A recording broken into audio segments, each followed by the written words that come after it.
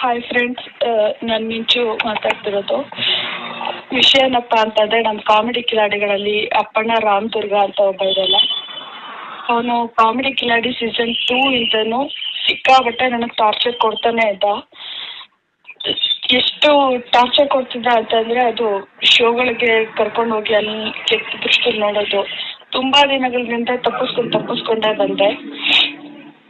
But ಇತ್ತೀಚೆಗೂ ಜಾಸ್ತಿನೇ ಆಗ್ತಿದೆ. ಇನ್ನ ಅವ್ನ ಕಾಟ ನನಗೆ ತಪ್ಪಿಲ್ಲ.